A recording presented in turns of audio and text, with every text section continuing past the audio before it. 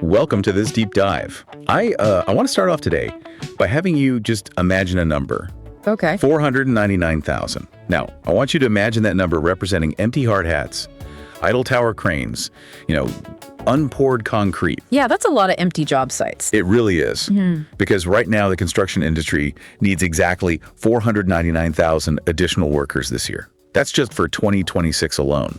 Right. And to give you some perspective on the sheer scale of that deficit, we're not talking about a temporary economic blip here or, a localized seasonal shortage. We are looking at a fundamental existential shift for the entire built environment. It's massive. It is.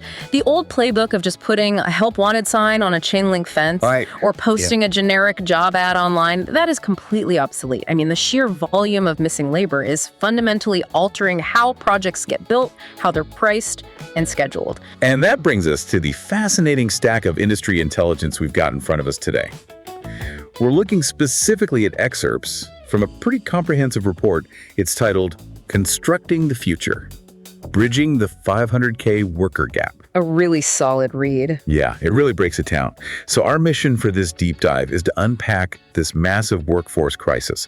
We're going to examine why the pipeline of new workers has become so dangerously thin. And most importantly, we'll explore the sophisticated strategies that separate the contractors who are, surviving this market from the ones who simply can't staff their jobs anymore. Exactly. Because the solution here, it goes far beyond just hiring more aggressively. Oh, absolutely. It's a massive multi-layered puzzle. We're talking about entirely rethinking how the construction industry markets itself to a new generation, how it drastically improves retention for the people it already has on the payroll, and how it leverages technological advantages to do significantly more with fewer hands. Okay, let's unpack this, because the math here is honestly terrifying if you're in the business of building things. Terrifying is the right word. The gap isn't just large, it's actively widening year over year. The data shows the labor shortage jumped from 439,000 workers in 2025 to that staggering 499,000 mark for 2026. It's just accelerating at a pace that the current talent pool simply can't handle. And the demographic reality driving that acceleration is what industry insiders call the silver tsunami. The silver tsunami. I love that term. Well, I hate the reality of it, but it's descriptive. It paints a picture, right? Right now, 41% of the current construction workforce is set to retire by 2031. Wow. Nearly half of the industry's manpower is walking out the door in the next 5 years. And it's not just about the loss of warm bodies, It's the knowledge. Exactly. It's the loss of profound institutional knowledge. We were talking about the master electricians, the veteran superintendents, the seasoned project managers.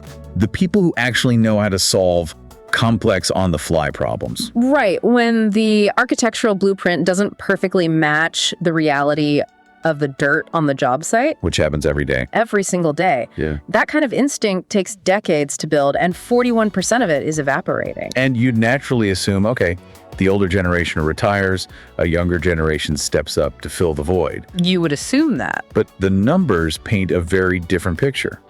Only 10% of the current construction workforce is under the age of 25. 10%. 10%. The pipeline replacing that departing 41% is practically non-existent. We're looking at an industry that is simultaneously aging out and failing to replenish its entry-level ranks. And that lack of youth is colliding with another massive structural change impacting the labor pool.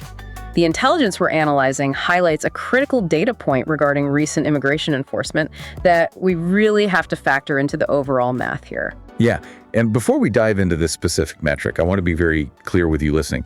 Our goal here is to neutrally report the data. We're just trying to show the mathematical reality of the labor pool. Exactly. We aren't taking any political stance on border policy or immigration law. We're strictly looking at the numbers because they directly dictate the workforce math. Just the mass. Right. So the data states that recent immigration enforcement removed 532,000 workers who had legal authorization. And analytically speaking, 30% of the total construction workforce is foreign-born. 30%. Yeah.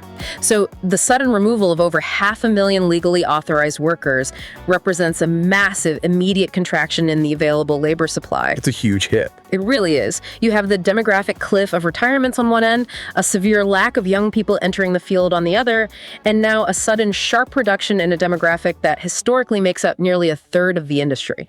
It takes an already difficult mathematical problem and compounds it exponentially. It really does. So what does this actually mean for you? Yeah. Whether you're trying to get a commercial edition built, waiting on a new local school to open, or just watching highway infrastructure projects stall out in your city. Which we all see. We all see it. Yeah. This math hits the real world hard.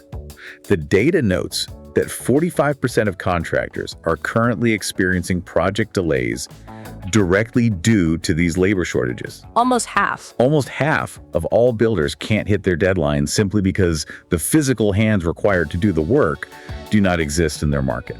And when labor becomes that scarce, the cost of acquiring it naturally skyrockets. The industry is currently seeing wages rise at 4.2% year over year. Which is huge. It is.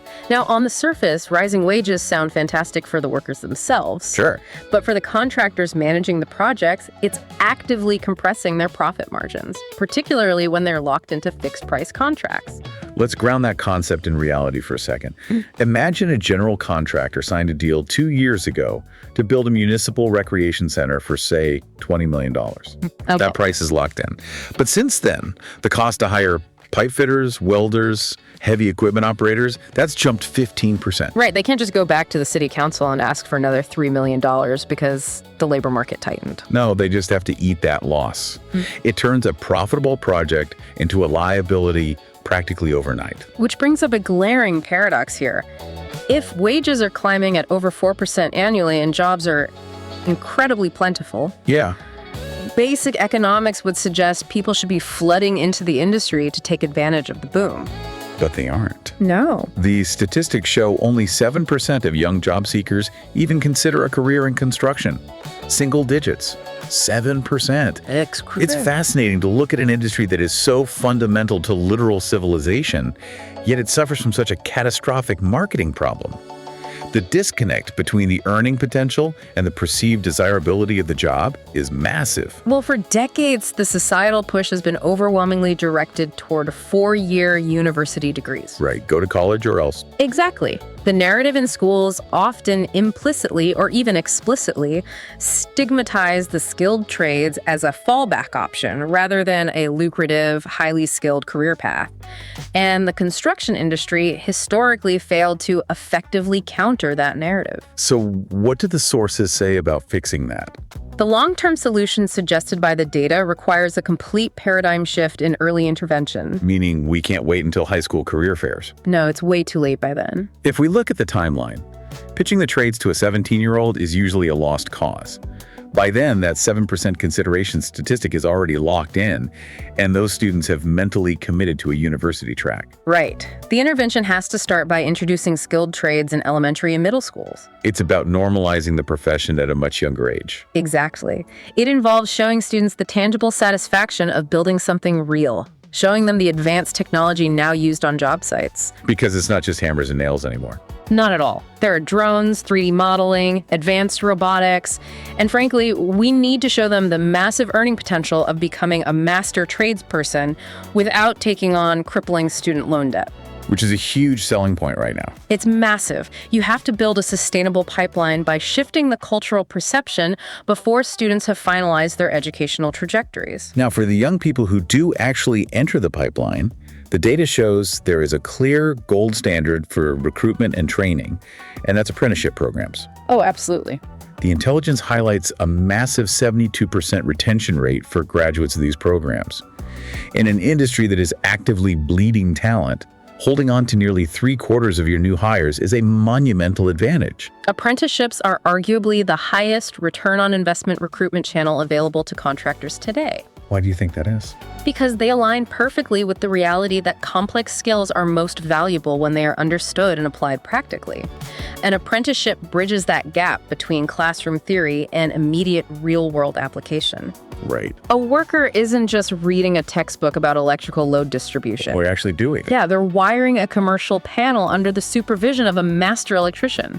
It creates a highly competent, deeply loyal worker right from day one. You aren't just hiring a warm body, you're actively investing in their career development, which actually perfectly pivots into the overarching theme of this intelligence for 2026. Attention. Exactly. Yeah. It shifts focus away from getting people in the door and heavily focuses on the people already inside the building. The strategic imperative moving forward is that retention is strictly greater than recruitment. It is fundamentally cheaper to keep the workforce you currently have than to try and compete in a severely depleted, highly competitive open market. The cost of churn is where contractors are really losing the war. Let's look at the financial impact of losing just one key leadership role on a site, the superintendent. This number always shocks people. It's wild.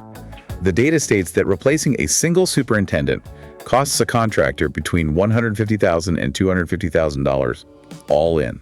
And we really need to marinate on what that all-in figure represents. Yeah, because it's not just a recruiter's commission or a new hire's signing bonus. No.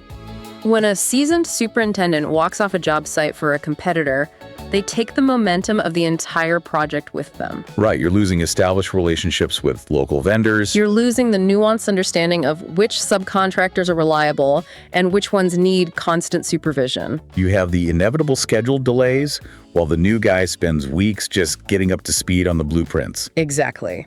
Add in the sheer amount of time executive management spends interviewing candidates rather than bidding on new work, and that $250,000 loss becomes very real, very fast. So when you quantify churn like that, investing heavily in retention ceases to be like a soft HR initiative. It becomes a critical margin protection strategy. It's life or death for the business.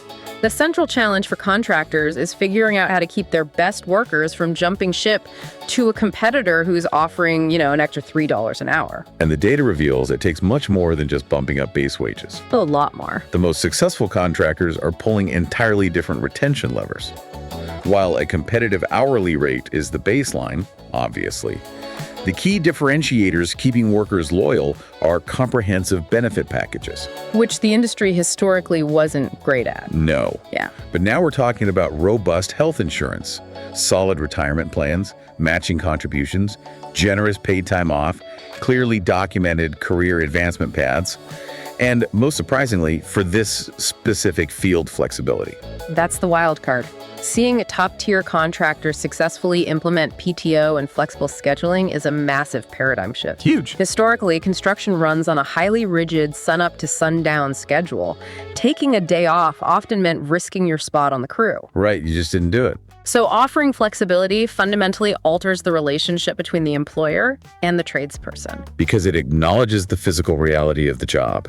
Construction is grueling work. It takes a massive toll on the body over decades. It absolutely does. If a contractor offers a clear path to advancement, the ability to take time off to recover, or even just to attend a kid's soccer game, and the peace of mind that comes with premium healthcare, they build an incredible level of loyalty. A competitor offering a slight bump in hourly pay simply can't break that bond. The worker is being treated as a long-term professional, not a disposable short-term commodity. And the very best contractors are executing this by treating workforce management with the exact same strategic rigor they apply to their heavy machinery or their supply chain logistics. Yes. Recruiting and retention are treated as core business functions. They're constantly monitored and optimized rather than just an afterthought delegated to a junior HR rep once a project bid is won. They are becoming obsessively data-driven.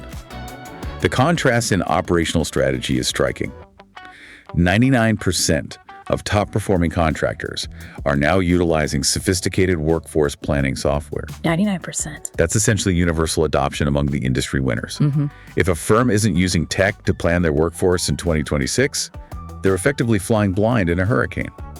Managing the modern job site without it is practically impossible. When margins are paper thin and labor is the tightest it has been in modern history, you can't rely on gut feelings, spreadsheets, or, a whiteboard in the trailer to know who is going where. Right. You need immediate visibility into what specialized skills are required on which site, who is scheduled for overtime, and precisely when a project might stall due to a missing concrete crew. And modern tools are completely changing the game by integrating external market intelligence directly into the contractor's internal planning. The industry intelligence specifically points to platforms like Smart Business Automator. It isn't just a digital calendar for internal scheduling, it's an external intelligence engine. Contractors are using it to track regional labor markets and hiring trends in real time. Let's actually walk through how a contractor uses that intelligence to win. Let's do it. Imagine you're a commercial builder. You're bidding on a massive new hospital project down in Austin, Texas. Smart Business Automator doesn't just tell you that you'll need 50 electricians for the job based on national averages. Because national averages don't help you in Austin. Exactly. It pulls real-time, highly localized data showing that electrician wages in that specific Austin zip code spiked 8% over the last month due to a surge in tech manufacturing builds nearby. So the contractor knows exactly what the hyperlocal market looks like before they even submit the proposal. They do. They can adjust their bid price and tailor their benefits package to ensure they can actually attract those 50 electricians in those specific market conditions. It ends the guessing game entirely. By utilizing the competitive intelligence from Smart Business Automator for compensation benchmarking, top-performing contractors ensure they're offering the precise right mix of wages and benefits to retain vital talent. They secure the workforce they need without wildly overspending. Right, which protects the project's profit margin from day one.